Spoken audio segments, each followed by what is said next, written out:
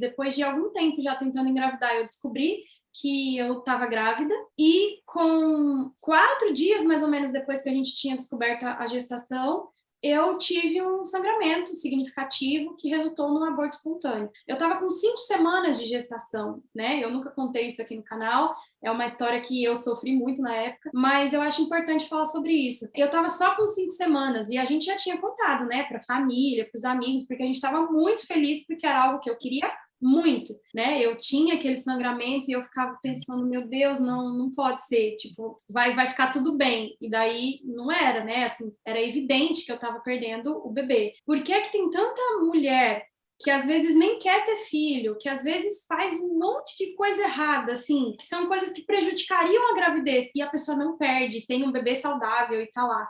E aí a gente pensa, e eu que quero tanto, que fiz tudo tão direitinho, perdi um bebê que eu queria tanto. E isso é uma coisa que passa pela mente da gente. Até hoje é uma coisa que mexe comigo para falar, porque pode parecer bobeira, eu já tenho 2 filhas e a gente vai chegar nesse assunto depois, mas eu lembro de que naquele período em que eu perdi esse bebê, muitas amigas minhas ficaram grávidas e eu tinha esse pensamento. Eu queria ficar feliz por ela, mas eu tinha uma tristeza muito grande porque ela estava e eu não. E eu tinha acabado de perder aquele bebê.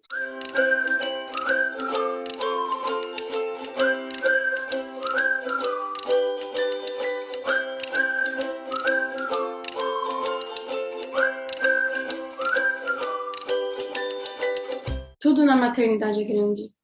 Tudo é muito intenso e carrega grandes mudanças na vida. Mas alguns assuntos são cercados por um tabu que muitas vezes faz o sofrimento ser ainda maior. E um desses assuntos é o aborto espontâneo.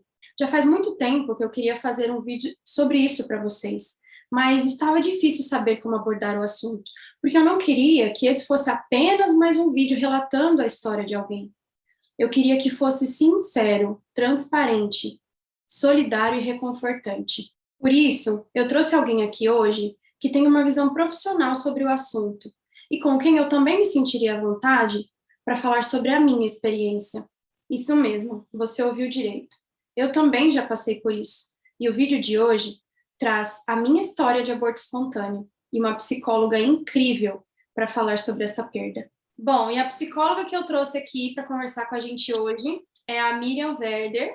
O nome dela não é mera coincidência ser igual ao meu, é a minha mãe. Vocês que já acompanham a gente faz tempo, já viram alguns vídeos aí em que ela participa, não falando nada sobre a vida profissional dela, mas hoje ela está aqui especificamente para compartilhar um pouquinho do conhecimento profissional que ela tem. Eu vou querer que você se apresente e fale um pouquinho de você. Oi, pessoal, boa tarde. Eu sou psicóloga desde 2018. Eu tenho como segunda formação a psicologia. Eu exerço essa profissão já há 3 anos. Embora eu fui enfermeira e auxiliar de enfermagem muitos anos, mas eu, em 2018, quando eu me formei, eu comecei a parte clínica, o atendimento clínico dentro da psicologia. E nesse último ano eu acentuei mais os atendimentos porque eu saí do meu trabalho como enfermeira.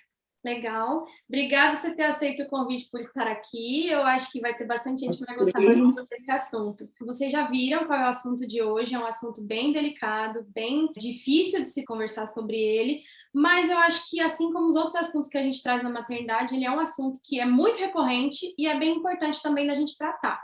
Então, nada melhor do que ter uma psicóloga para conversar um pouquinho com a gente sobre perdas, inclusive a questão do aborto espontâneo, que é uma coisa muito comum entre as mulheres. E aí a primeira pergunta que eu já queria fazer para você é sobre perda. O que é uma perda? Como é que a gente caracteriza isso? Em primeiro lugar, eu gostaria de falar que a perda está relacionada com o luto. Essa perda, ela pode ser pela morte, pode ser por diversos fatores, como, por exemplo, perda de um emprego, perda de um casamento, um marido, um namorado, um cachorro, enfim. Qualquer perda que você tenha na vida, que para você foi importante, significou alguma coisa, isso é considerado uma perda de coisas ou pessoas significativas para você, não importa o que aconteceu com a pessoa. Eu acho que é interessante deixar isso bem frisado, assim, porque muitas vezes a gente entende, principalmente nessa situação do aborto, que a pessoa que perdeu um bebê, ela só tem que ficar triste ou sofrer esse luto que a psicóloga Miriam, minha mãe, é difícil falar, né? Que minha mãe acabou de falar, quando o bebê já é, tipo assim, já tá para nascer, ou quando morre, quando nasce, né? Nasce morto. Quando é muito no comecinho, muitas vezes as pessoas têm a ideia assim, ah, isso é comum acontecer, acontece com qualquer um, então segue em frente, porque daqui a pouco você engravida de novo. Aí eu vou começar a contar um pouquinho da minha história de aborto, da minha perda. Eu descobri a primeira vez, depois de algum tempo já tentando engravidar, eu descobri que eu estava grávida e com 4 dias, mais ou menos, depois que a gente tinha descoberto a gestação, eu tive um sangramento significativo que resultou num aborto espontâneo. Eu estava com 5 semanas de gestação. Eu nunca contei isso aqui no canal, é uma história que eu sofri muito na época, mas eu acho importante falar sobre isso. Eu estava só com 5 semanas e a gente já tinha contado, né, para a família, para os amigos, porque a gente estava muito feliz porque era algo que eu queria muito. Só que ficou aquela coisa assim, né? Todo mundo me viu muito triste e ao mesmo tempo, tipo, ah, mas isso é comum. Todo mundo passa por isso, ou todo mundo não, mas a grande maioria das mulheres muitas vezes tem, sim, na primeira gestação, principalmente, né? Podem sofrer esse aborto logo no início, ou até antes das 12 semanas, eu acho que é bem comum. E aí as pessoas colocam isso como, por ser algo comum, não é tão significativo. E aí entra o que você acabou de falar, né? É bem por aí mesmo. Depende do significado que aquela gestação tem para ela, a questão do aborto. Porque, assim, muitas mulheres engravidam sem elas quererem, né? E aí, se ela tem um aborto, muitas vezes ela nem estava esperando engravidar, não evitou direito, alguma coisa aconteceu, e ela perde, ela dá graças a Deus um aborto espontâneo. E Deus quis assim e está tudo certo. Mas quando é uma gravidez esperada, é uma gravidez desejada, e a mulher tem essa perda, ela é muito mais significativa e tem um tempo maior para poder chegar na aceitação. Porque, assim, o luto que a gente tem após a perda tem 5 etapas. A primeira etapa é a negação. Você nega que você está passando por essa perda, você nega que a pessoa morreu, você fica muito chateado com aquilo, mas, assim, no fundo, você não acredita muito que aquilo realmente aconteceu com você. Aí, a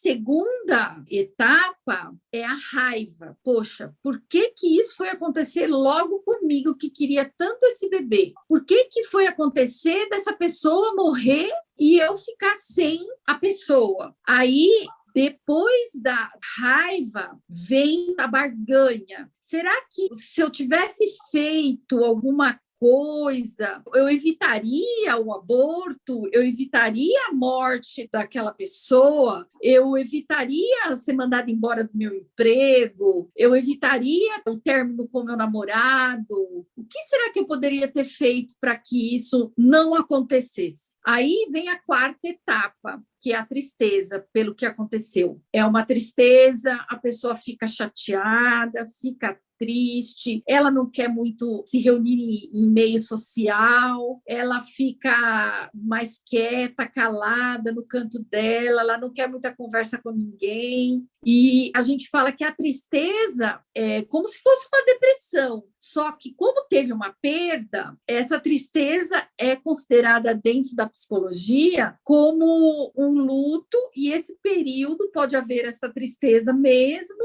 e tá tudo bem. Agora, a quinta etapa é a aceitação. Você aceita o fato. Mas isso não significa que vai acontecer as etapas de ordem da sequência, tá? Ah, primeiro vai ser isso, depois vai ser aquilo. Não. São 5 etapas que podem, às vezes, você está na primeira e já está na segunda junto, aí você passa para a quarta e depois volta para a terceira.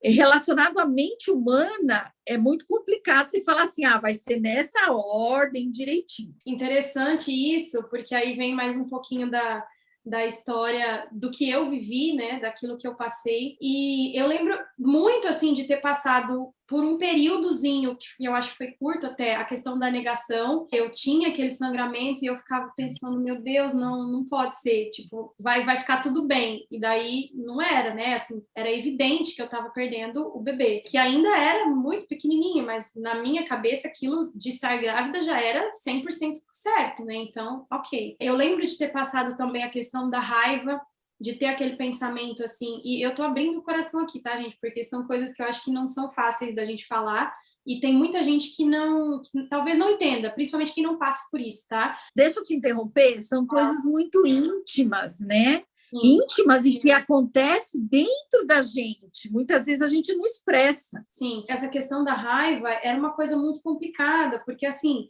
a gente pensa, né? Você pode falar, é maldade, mas não é. A gente pensa, por que é que tem tanta mulher que às vezes nem quer ter filho, que às vezes faz um monte de coisa errada, assim, errada, tipo, que são coisas que prejudicariam a gravidez, e a pessoa não perde, tem um bebê saudável e tá lá.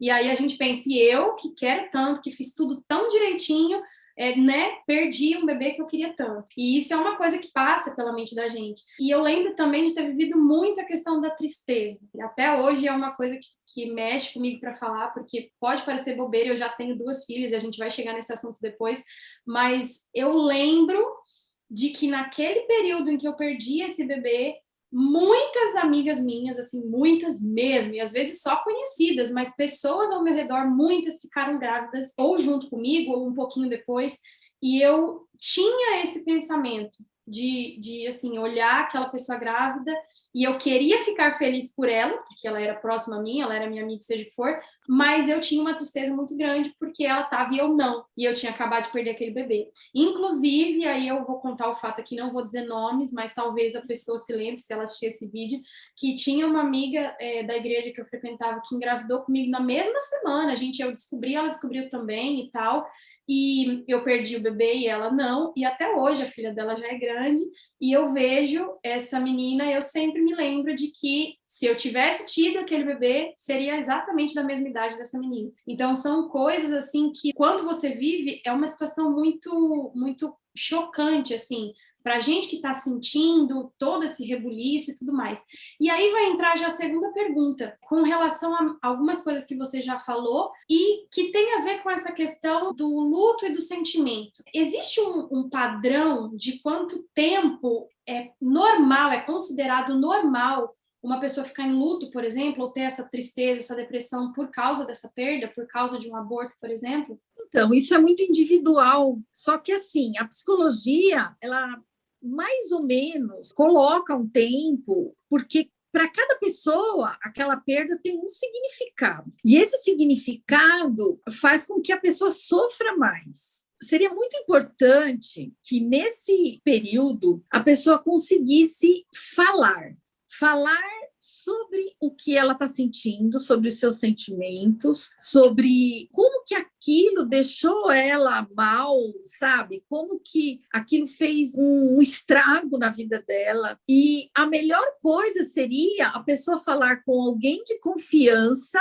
ou falar com um terapeuta, com um psicólogo. Porque a pessoa que vai ouvir, ela não pode julgar, ela tem que somente ouvir, porque para ela pode não ter um significado muito grande e a pessoa pode ter até tido um aborto e para ela não significou muita coisa, mas ela não pode julgar. E a pessoa, né, no caso, precisa falar. Quando uma pessoa morre, quem fica precisa esgotar o assunto. Não pode ficar calada, tentando remoer aquilo. Ela tem que falar com alguém que vai escutá-la, que vai compreendê-la. Interessante você falar isso, rapidinho, queria te interromper, porque aí você já liga na outra pergunta que eu ia fazer, porque é justamente sobre isso. Quais são as reações normais? Você falou que o que a pessoa precisa muito fazer é falar, mas existem outras reações que são consideradas também normais e que às vezes ajudam ou atrapalham o processo, né, que a pessoa está vivendo? A pessoa, quando ela está passando por isso, normalmente a pessoa não compreende muito. essa situação. Ela acha que ela está valorizando demais, sabe? Então, muitas vezes ela se cala justamente por isso. Agora, se a pessoa compreender, olha, estou passando por um luto, ela já entende que ela teve uma perda muito grande, ela não vai se desesperar, ela vai passar pelas fases e ela vai procurar ser mais amena com ela mesma, assim, mais tranquila com ela mesma, sabe? Falar assim, eu quero chorar, então eu vou chorar.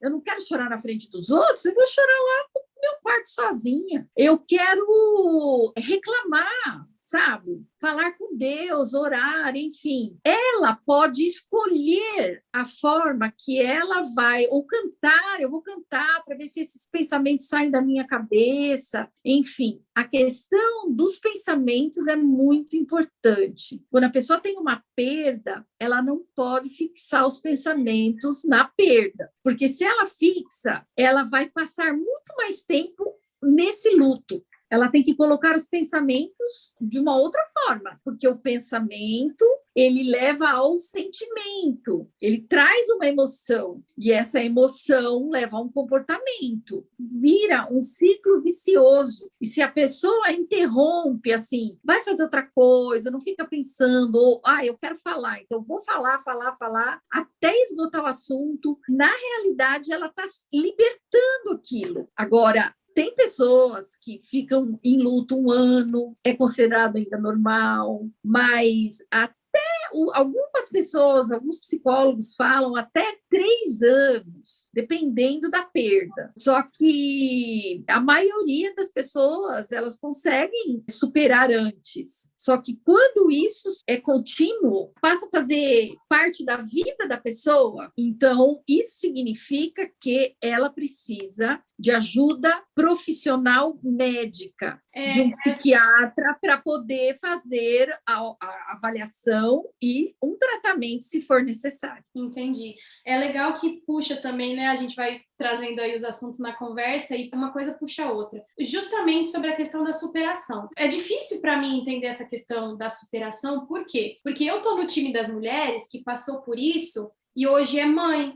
Eu tenho 2 filhas e eu, mato e morro por elas, ok? Então eu superei, apesar de eu lembrar do que eu vivi e aquilo ainda me doer, porque era uma coisa que eu queria muito, mas não dói mais a ponto de eu ficar chorando e pensando, eu perdi um bebê e tal. Não, bola pra frente, por quê? Porque eu tenho 2 filhas hoje. Só que no caso de um aborto ou vários abortos, isso pode acabar se tornando algo muito maior. No caso de mulheres que passam anos e anos tentando e não conseguem engravidar depois. E aí, como é que se supera uma coisa dessa? Porque eu entendo que existem esses 2 times, né? É complicado a gente bater o martelo e falar assim, não, ela tem que superar. Se às vezes é uma coisa que ela queria muito e ela nunca conseguiu, enquanto outras que queriam muito passaram por uma perda e conseguiram depois. Como é que a gente supera isso? Como é que se vive essa superação? Isso aí é bem complicado, porque essa pergunta é bem complicada, porque cada ser humano é um ser humano, diferente um do outro, e ele tem uma forma de agir com relação a problemas e dificuldades. Muitas vezes a pessoa não tem métodos, para superar essa situação, ainda mais porque ela teve, não foi só uma perda, foram várias perdas, e ela não conseguiu, porque você não substitui um filho pelo outro, mas é como se fosse uma cicatriz o aborto para você, específico. Por quê? Porque você lembra, você não tem amnésia, você tem memória, você lembra, mas aquilo não dói mais dentro de você. Ficou para trás, né? Ficou para trás. Você tem outras filhas e você bola para frente, vida continua. Agora, uma mulher que ela não consegue engravidar mais, ou ela engravida e tem vários abortos e tudo mais. Eu conheço várias pessoas assim. A pessoa, ela pode viver um luto mais intenso por mais tempo. Não tem assim, você fala assim, não, a pessoa é tanto tempo e tem que acabar aquilo. Na psicologia não funciona dessa forma, porque cada um vive uma vida diferente um do outro, né? Então, por exemplo, uma mulher que ela tem vários abortos, abortos e ela não consegue engravidar, ela não consegue ser mãe por diversos fatores, ela tem algumas opções, que a gente chama de resiliência, né? Ela tem a resiliência de falar assim, olha, eu não consigo engravidar, mas eu vou dedicar minha vida para alguma outra questão, alguma outra coisa, por exemplo. Eu vou trabalhar como professora, vou cuidar de crianças, vou trabalhar como babá, eu vou dar importância agora principal no meu trabalho, eu vou focar nos meus estudos, ou mesmo até na adoção de alguma criança. Eu conheço várias pessoas que, eu não vou ter filhos, então eu vou adotar um cãozinho, 2 cãezinhos, um animal, um gatinho. A pessoa, ela precisa, primeira coisa, se conhecer. Ela precisa conhecer quem ela é para ela poder trabalhar isso na vida dela. Normalmente as pessoas não conseguem sozinhas, então tem que buscar um profissional e esse profissional é o psicólogo. O psicólogo vai ajudar, né, na realidade, a pessoa a ressignificar a sua vida de alguma maneira, porque a pessoa vai continuar vivendo e ela, a tristeza, a angústia, a solidão, a falta de aceitação vai fazer com que essa pessoa tenha uma qualidade de vida muito ruim. Entendi.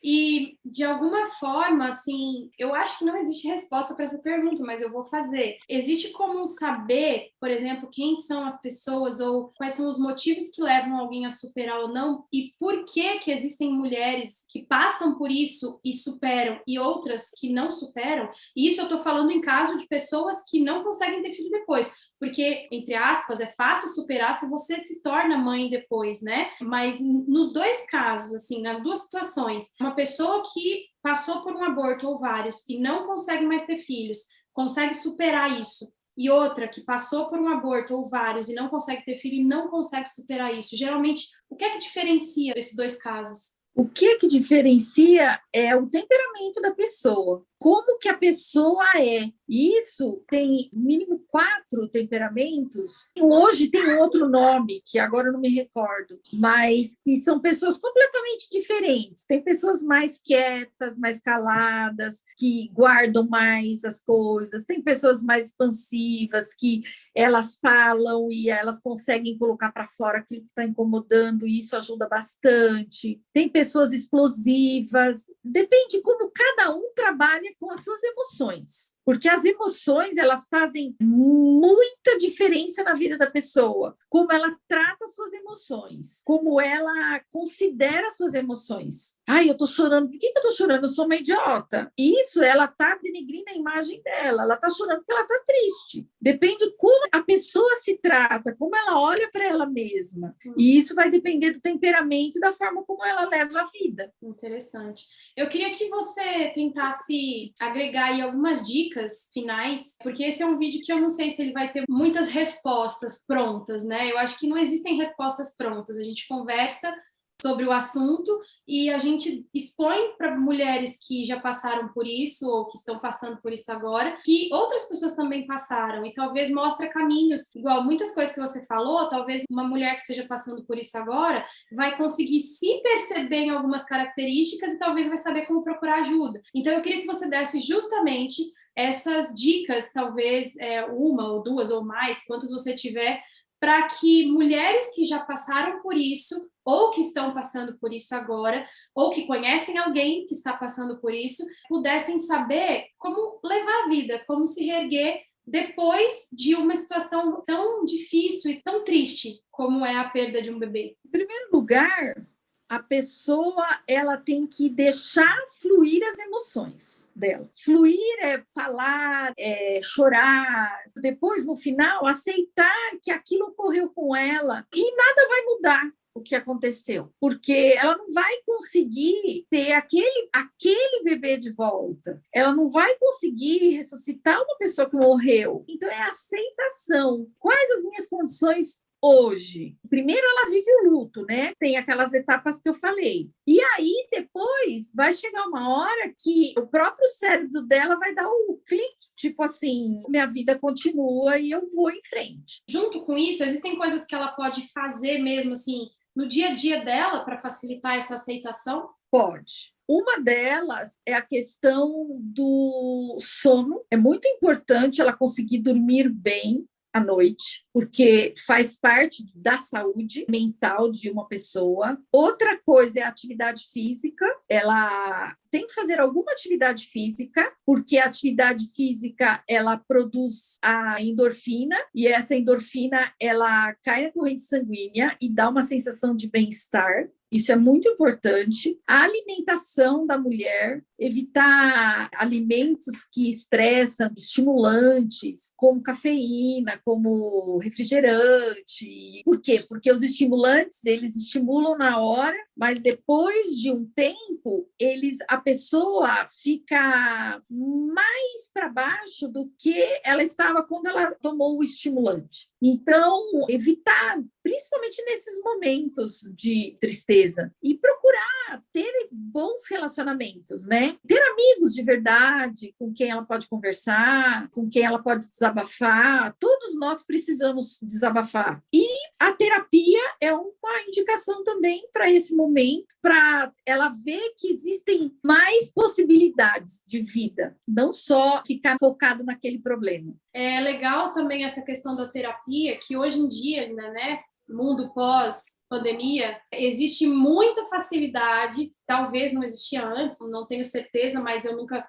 vi com tanta frequência essa possibilidade de você fazer terapia online, né? Então, você atende online, hoje em dia eu acho que a maioria dos psicólogos, a grande maioria dos psicólogos atendem online também, e isso é uma coisa que a gente pode usufruir, né, de uma maneira boa. Então, eu acho que é bem importante você falar isso e ressaltar que esse não é um momento qualquer, né? Porque a mulher passou por uma perda, se isso foi muito significativo para ela, ela vai sofrer esse luto, e aí como volta naquilo que eu falei no começo, né? A gente acha que porque o aborto espontâneo é comum de acontecer, a gente acha que a mulher não tem que dar tanto valor a isso, principalmente na primeira gestação. Só que não é assim que funciona, né? Na nossa mente, cada um tem a sua importância para aquilo, e a gente nunca vai conseguir pensar de maneira assim tão racional, achando que só porque é normal, então eu não vou ligar para isso, né? Não é assim que funciona.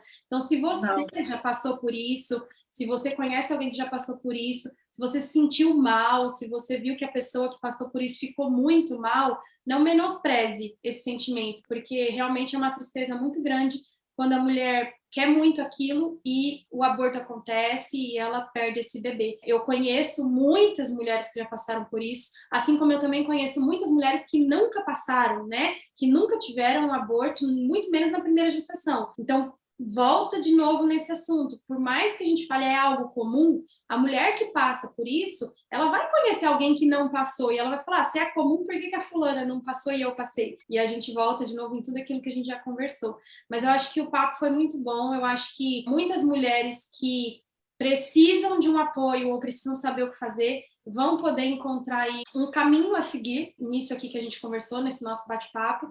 E eu queria que você deixasse um último recado aí para as mulheres, principalmente que sofrem com esse assunto, mas para pessoas que perderam coisas no geral, né? Eu acho que todo mundo se enquadra nessa situação. O meu recado final é questão da valorização de pessoas, né? Então, por exemplo, eu preciso me valorizar para eu conseguir valorizar a outra pessoa e os sentimentos dela. Essa questão do sentimento é muito importante, tanto para a pessoa como para o outro. Então, por exemplo, se alguma coisa não tem um significado para você, um significado importante, mas para outra pessoa tem, respeite. O respeito é muito importante nesse momento. Respeite, se você puder dar o ouvido e escutar o que a pessoa tem a dizer, faça. Agora, se você tem alguma coisa para falar de ruim, então, nem escute. É melhor você deixar que outra pessoa que tenha condições de escutar, escute. E valorize o sentimento daquela pessoa que está passando por aquilo. E a pessoa mesmo não se menospreze, porque ela está passando por uma perda e ela já conhece as características, as coisas que vão acontecer. Acaba sendo mais fácil passar pela perda,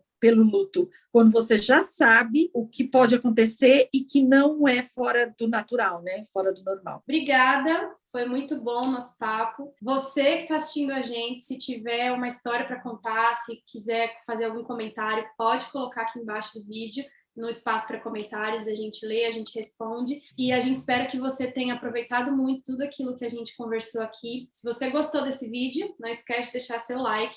Se ainda não é inscrito aqui no canal, faz isso agora. E não esquece de ativar o sininho das notificações, assim você vai poder receber sempre todos esses conteúdos super importantes que a gente traz aqui para vocês. Queria agradecer mais uma vez a presença da minha mãe, da psicóloga Miriam, e se a gente tiver mais algum assunto super importante, super legal de tratar, a gente traz também, porque é isso aí, a gente está sempre trazendo conteúdo bom para vocês. Então, pessoal, um beijo, até mais. Um abraço, tchau.